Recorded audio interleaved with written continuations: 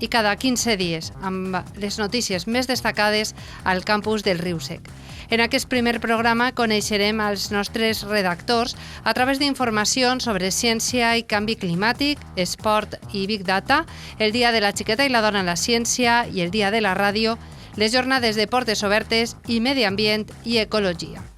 I comencem, ja ho fem, amb el Premi Rei Jaume I 2024 de Protecció del Medi Ambient, Sergio Vicente, que ha visitat l'UGI, on a més de conèixer algunes de les instal·lacions del campus de Castelló, va exposar alguns dels reptes que ha d'afrontar el personal científic i la societat davant del canvi climàtic en la conferència titulada La complexitat de la sequera baix condicions de canvi climàtic.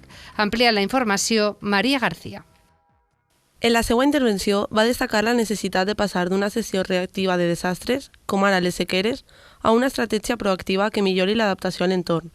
Los premiados, el premio Protección del Medio Ambiente, yo creo que es un premio ya con una trayectoria muy amplia y dilatada en la convocatoria de premios Rei Jaume I, y este año pues bueno, la persona distinguida ha sido el profesor Sergio Martín Vicente del Grupo de Hidrogeología del Instituto Pirenaico de Ecología del CSIC, y mi más cordial enhorabuena y felicitación por una trayectoria que es la que de muchos años trabajando en temas sobre la sequía y que va a compartir hoy con nosotros, y que es lo que lo ha hecho merecedor al premio. Enhorabuena. Vicente va subratllar la dificultat de mesurar l'impacte social, econòmic i ambiental de les sequeres i va advocar per millorar la transferència d'informació i la predicció de models per anticipar-s'hi i estudiar altres alternatives prèviament. A més, va elogiar els sistemes de monitorització i els plans de sequera a Espanya com a models a seguir per organitzar aquests períodes i evitar desproveïments urbans d'aigua. En España no tenemos un sistema perfecto de respuesta a estos desastres naturales, a la ocurrencia de sequías, pero bueno, a mí siempre me gusta destacar que España es bastante pionera en muchas cosas relacionadas con la sequía, y que podemos dar bastantes lecciones en España. Por ejemplo, tenemos sistemas de monitorización de sequías muy avanzados, probablemente los de mayor resolución a escala mundial, los que dan información con una mayor frecuencia, y España ha sido el país del mundo pionero en el desarrollo de los planes de sequía, que han sido, bueno, y no solo eso. La rectora de l'UGI, Eva Alcón, juntament amb altres membres de l'equip rectoral, va rebre l'investigador, que també va visitar l'Institut de Plaguicides i Aigües de la universitat. La Universitat Jaume I ha commemorat el Dia Internacional de la Dona i la Xiqueta en la Ciència amb diverses activitats, entre elles una conferència de l'arquitecta i professora de la Universitat Politècnica de València, Eva Álvarez Isidro. És una crònica de Nerea Muñoz. Sota el títol Parant atenció perspectives diverses sobre l'entorn habitat, la ponent ha posat en valor la necessitat d'incorporar diferents mirades en la investigació i l'arquitectura per construir un món més divers i inclusiu. Datos. En la Comunidad Valenciana vive un 50,7% de mujeres frente a un 49,3% de hombres. Es decir, en general en nuestro entorno las mujeres somos el 51%, da igual el país que mire, Francia, Alemania, lo miro con frecuencia. Hay 85.561 mujeres más en la Comunidad Valenciana y 1 millón más en España. O sea que cuando les digan que las mujeres somos una minoría, díganle que los que son una minoría son ellos. Tot i els avanços, la bretxa de gènere persisteix. Encara que el 55% de les professores ajudants a la UGI són dones, la xifra cau en càrrecs titulars. Eva Álvarez, de nou.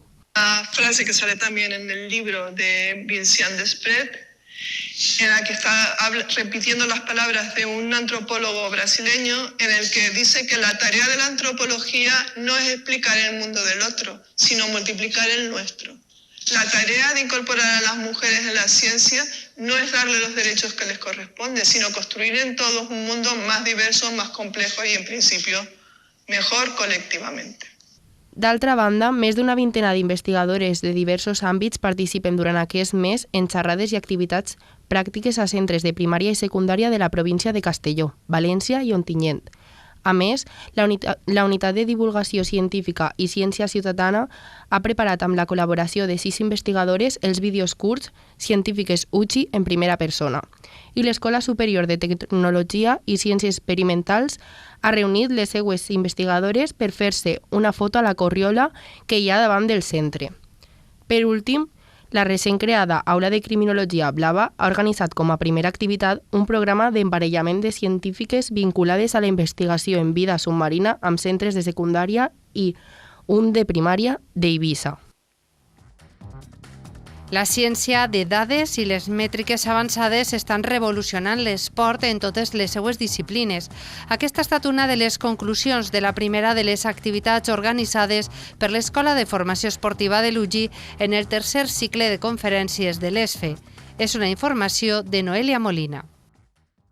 3 destacats experts han participat en la jornada titulada Més enllà del Moneyball, la ciència de dades en l'esport, per compartir el seu coneixement sobre com els algoritmes i les tecnologies d'anàlisis poden millorar el rendiment dels equips i esportistes. Gregori Quintana, professor d'Enginyeria i Ciències dels Computadors de l'UGI, va obrir el debat amb una introducció sobre com les mètriques avançades i l'anàlisi de dades estan transformant el treball d'entrenadors i equips per optimitzar la seva preparació i estratègia al mateix temps que milloren el benestar físic dels esportistes.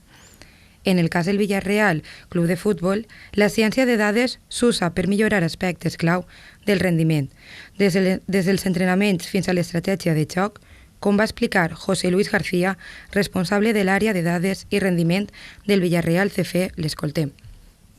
Sobre todo los equipos profesionales tenemos acceso a una información bastante valiosa, que es el tracking de los partidos, ¿vale? Que no es otra cosa que traquear la posición de cada jugador en cada milisegundo y tenemos todas sus posiciones en el eje XY durante todo el partido, además. Per la seva part, Joan Torné, preparador físic del CD Castelló, va subratllar la importància de l'anàlisi de dades en la prevenció de lesions i en la personalització dels plans d'entrenament. Torné va subratllar com la integració de la tecnologia en l'esport no només beneficia els atletes d'èlit, sinó també es pot aplicar a nivells més baixos com a les lligues menors i competicions amateurs, ajudant a millorar la condició física i el rendiment dels esportistes de totes les edats. Uns avantatges dels que es poden beneficiar no només els clubs més importants o primers equips, sinó també les competicions més amateurs. Joan Torné. Que tenemos que tener en cuenta a la hora de gestionar datos es con qué comparamos el dato. Es decir, yo tengo que comparar este 5 de dolor del jugador con él mismo en ese tipo de sesiones. Amb aquesta iniciativa, l'ESFE reafirma la seva missió de proporcionar una formació multidisciplinària en l'esport i l'activitat física, impulsant el coneixement i la innovació en l'àmbit esportiu. Centenars d'estudiants de secundària i de cicles formatius de grau superior han conegut de més a prop la que podria ser la seva futura universitat, la Universitat Jaume I. Ha sigut en una nova edició de les jornades de portes obertes celebrades durant les últimes setmanes. És una informació de David Martí. Organitzades per la Unitat d'Orientació i el Vicerectorat d'Estudiantat i Vida Saludable, les jornades han servit per presentar l'oferta de graus, informar sobre l'accés a la universitat i les novetats de les proves PAU, el procés de preinscripció, matrícula i beques. Enguany han participat un total de 3.029 estudiants de secundària de 60 centres de les províncies de Castelló i València.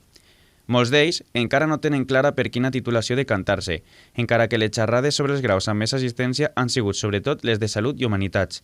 El que sí que han vist clar és el gran ambient universitari i les grans instal·lacions amb les quals s'han topat, com expliquen alguns dels estudiants que han assistit a les jornades. Pues no lo tengo muy claro todavía, estoy explorando, estoy entre dos, ingeniería y business, así que aún me queda mucho por saber. Pues la verdad que el ambiente es muy bueno porque hay mucha gente y de mi edad. Y la infraestructura muy moderna y creo que hay muchas cosas para hacer en comparación a otras. Pues la verdad es que me gusta mucho el trato que tienen los profesores y los alumnos con gente que es prácticamente nueva o que viene a explorar diferentes oportunidades y las instalaciones están muy guays. A més de l'orientació acadèmica, l'estudiantat participant ha pogut conèixer de prop les diferents instal·lacions del campus i visitar la Fira de Serveis de l'UGI a l'Àgora, on han pogut descobrir els recursos i programes que ofereix la Universitat Pública de Castelló. La ràdio i la seva relació amb els joves de la generació Z és l'eix del nou projecte col·laboratiu de l'Associació de Ràdios Universitàries d'Espanya, ARU, realitzat per commemorar el Dia Mundial de la Ràdio i el centenari d'aquest mitjà a Espanya. És una informació de Nita Tomàs. El projecte realitzat dins del laboratori ARU és una peça narrativa de 90 minuts realitzada per estudiants de 15 emissores universitàries. A través d'entrevistes i testimonatges, exploren el present i el futur del mig radiofònic, analitzant la seva funció social i com les noves generacions el perceben. Nos despedimos como empezamos, hablando de futuro. El futuro que representan ellos y ellas. El futuro que sueñan, que imaginan para nuestras radios. Que el ordenador se encontraría solo, que solamente grabaría y que los micrófonos estarían flotando. Por 100 años más soñando en las ondas, que son nuestras nubes. Quién sabe si muy pronto les hablaremos desde un microflotante y con una voz robótica. Muy atentos a Radio Unizar, porque la cantera de Radio Ramiro viene soñando y sonando fuerte. A més, en la universitat, la Jaume I, l'estudiant del grau en periodisme, va participar en un taller en el qual van preparar i emetre en directe el programa Más de Uno Castellón, d'Onda Cero. Escoltem Lorena Pardo, periodista d'Onda Cero. Para sacar la radio de los estudios, para que la gente vea cómo trabajamos y vea lo que hay en el background de la radio, en el backstage, mejor dicho, de la radio. D'aquesta manera i durant unes hores, el vestíbul de la Facultat de Ciències Humanes i Socials es va transformar en un estudi radiofònic. Permeten a l'estudiant l'experiència de crear contingut en primera persona. El compromís amb l'entorn i la natura de la comunitat universitària s'ha evidenciat en una nova jornada de reforestació organitzada per l'Oficina de Cooperació i Solidaritat de l'UGI. Paula Vargas amplia la informació. En aquesta ocasió, estudiantat i personal de la universitat es van desplaçar fins a la zona de les Fontaniques en Azuévar per plantar arbres i cuidar l'entorn. Una iniciativa ecològica que explica la tècnica de l'Oficina de Cooperació i Solidaritat, Alicia Trilles.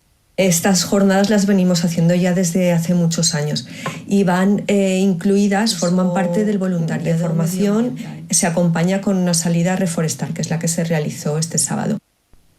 Recuperar els boscos, col·laborar a reduir l'impacte ambiental i crear un ecosistema més sostenible van ser els objectius d'una jornada que es resumeix així. Alicia Trilles, de nou. El sábado era la salida a las 9 de la mañana desde aquí, desde la universidad. La universidad puso un autobús para toda la gente que quería ir. Se llegó a la zona reforestar que estaba este año en Azuévar. Y a partir de ahí el profesor fue dando las indicaciones oportunas porque ya él llevaba todos los arbolitos que se tenían que plantar, garrafas con agua y se estuvo toda la mañana por allí reforestando hasta las 2 de mediodía que volvieron otra vez al autobús y el autobús los trajo. Aquesta jornada no va ser només una acció ecològica, sinó també una oportunitat per a connectar amb la naturalesa i fomentar el compromís ambiental.